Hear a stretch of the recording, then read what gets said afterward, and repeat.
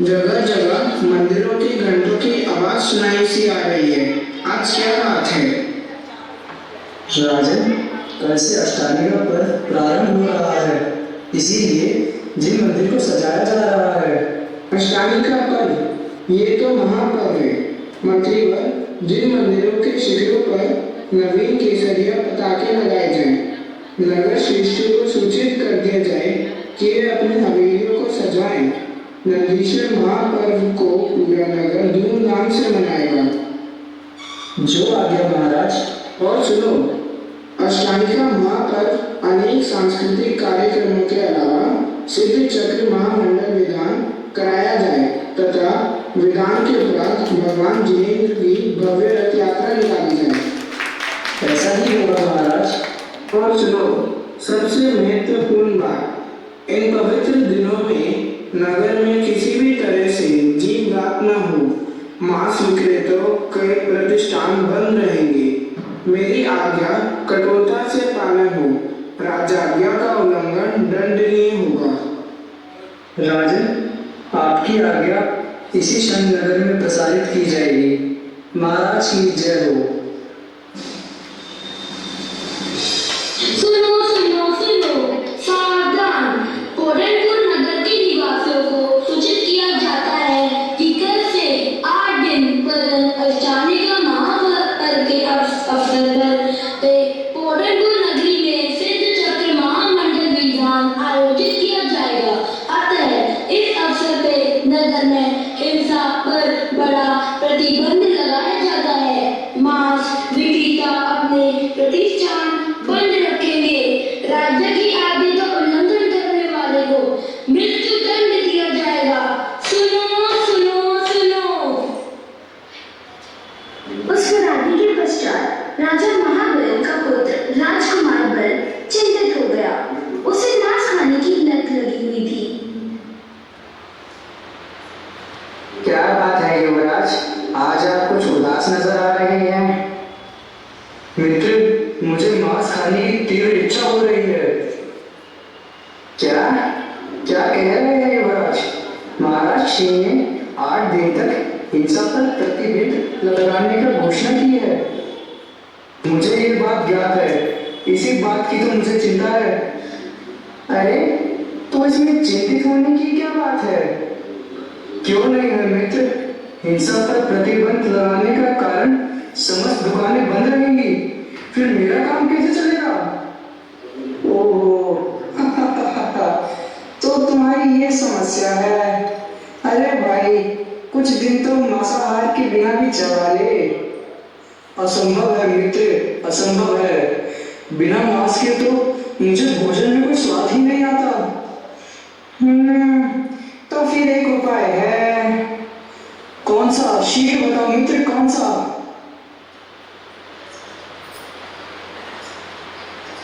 समझ गए ना? हाँ मित्र, समझ गया।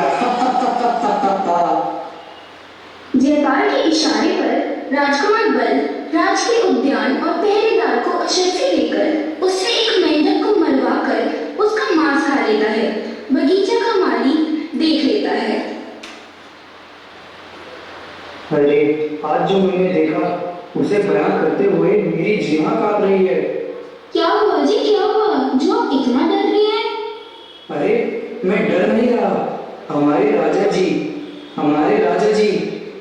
हमारे राजा जी कितने दयालु हैं, जिन्होंने अष्टमी का पर्व में हिंसा पर प्रतिबंध लगा दिया है। हमारे राजा तो सचमुच दयावान है, और उनका बेटा युवराज राजकुमार बल बड़ा ही दुराचारी है। धीरे धीरे रहिए, किसी ने सुन लिया तो? सुनने दो, मैं किसी के डर से सत्य कहने से नहीं चूकता। क्या हुआ जी जो आप इतना आग बबूला हो रहे हैं? उस दुष्ट राजकुमार ने राजा की आज्ञा का उल्लंघन कर अपनी रचना की पूर्ति कर लिए एक निरापराध मेंढक को मरवा के खा लिया। मैंने अपनी आंखों से देखा है। राम नाम, ये तो बहुत ही बड़ा अपराध हुआ है। हाँ, अगर साधारण प्रशासन ऐसा करता तो राजा मृत्युदंड दे देता और अपने बेटे के विरुद्ध क्या न्याय कर पाएगा? इसलिए भैया मैंने तो किसी से कुछ नहीं कहा। हाँ, बात तो आप ठीक ही कह रहे हैं। माली, मैंने तुम्हारी सारी बातें सुन ली है। चलो मेरे साथ राज दरबार में चलो। महाराज की जय हो। कहो क्या समाचार है? क्षमा करें महाराज, राज्य की उद्यान से एक मेंढक को मारकर खा लिया गया है। क्या? किसने किया है? महाराज, मेंढक को मारकर खाने वाला और कोई नहीं, स्वयं राजकुमार है। तुम जानते हो तुम क्या कह रहे हो? क्या सबूत है तुम्हारे पास? महाराज, राज्य की उद्यान के माली इस बात के साक्षी है। माली, कहो क्या ये सच है? क्षमा करें महाराज, ये बात बिल्कुल सच है। महाराज, मैं पेड़ पर बैठकर फल तोड़ रहा था, तभी देखा कि राजकुमार आए और मेंढक को मारकर कच्चा ही खा गए। हे भगवान, हमारा पुत्र और इतना घृणित कार्य, पर हम न्याय करेंगे, अवश्य न्याय करेंगे। हमारी नजरों में प्रजा और पुत्र में कोई अंतर नहीं है। राजा की आज्ञा का उल्लंघन मृत्युदंड है। मंत्रीवर, चंडाल यमपाल को हमारा आदेश पहुंचाया जाए और राजकुमार को आज ही मृत्युदंड दे दिया जाए। ये हमारा आदेश है।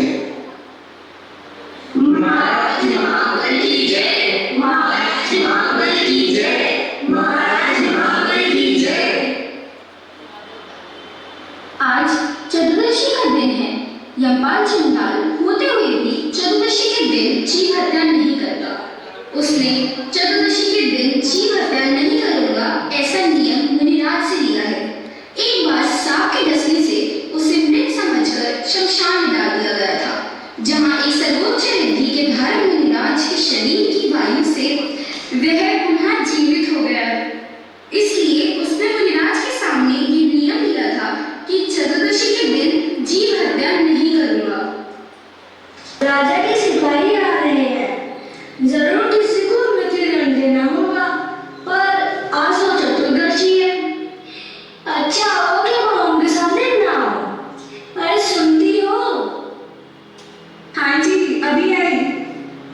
देखो, मैं चतुर्दशी के दिन हिंसा नहीं करता, इसलिए आज किसी को प्राणदंड नहीं दूंगा। अगर कोई बुलाए या पूछे तो कह देना वो कहाँ गए हैं। स्वामी, आप किसी प्रकार की चिंता न करें, मैं सब कुछ संभाल दूंगी। यमपाल, ओ यमपाल। क्या है? यमपाल कहाँ है? उसे राजा ने बुलाया है। ये तो गांव गए हुए हैं। अरे वास्तव में यमपाल अभागा है, जो उसे आज ही गांव जाएगी सूझी। आज राजा के पुत्र को मृत्युदंड देना था। आज तो उसकी जन्म जन्म की दरिद्रता दूर हो जाती। राजकुमार के स्वर्ण में आभूषण, अलंकार, बहुमूल्य वस्त्र उसी को मिलते, पर वह तो भागे ही निकला है।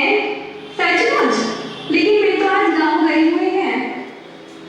सैनिक चंडाल की पत्नी का इशारा समझ लेते हैं और चंडाल को बाहर निकालकर मंत्री के सामने लाते हैं।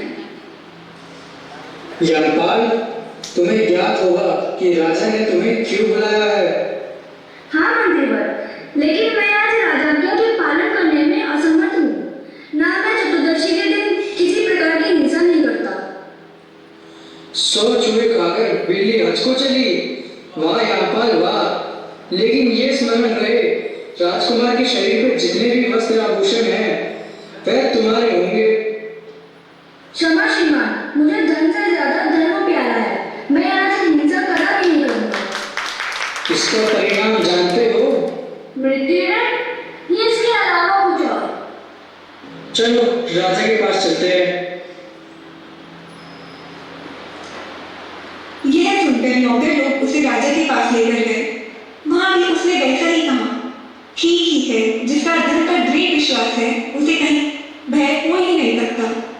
राजा सेठ पुत्र के अपराध के कारण उस पर अत्यंत ही गुस्सा हो रहे थे कि एक चंडाल की भय पाने की बातों ने उन्हें और भी क्रोधित बना दिया।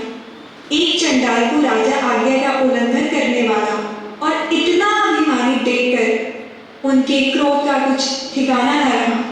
उन्होंने उसी समय कोतवाल को आज्ञा दी। जाओ, इन दोनों को ले जाकर अपने मगरमच्छ आदि क्रूर जीवों से भरे तालाब में डाल दो। राजा आज्ञा के अनुसार वही हुआ। कोतवाल ने दोनों को तालाब में डलवा दिया। तालाब में डालते ही पापी धर्म को तो जल जीवों ने खा लिया। रहा यमपाल, सो वह अपने जीवन को कुछ परवाह न कर अपने व्रत पालन में निश्चल बना था। उसके उच्च भावों और व्रत के प्रभाव से देवों ने आकर उसकी रक्षा की। उन्होंने धर्मानुरोध से तालाब में एक सिंहासन पर यमपाल चंडाल को बिठाया। उसे स्वर्गीय वस्त्राभूषण प्रदान किए।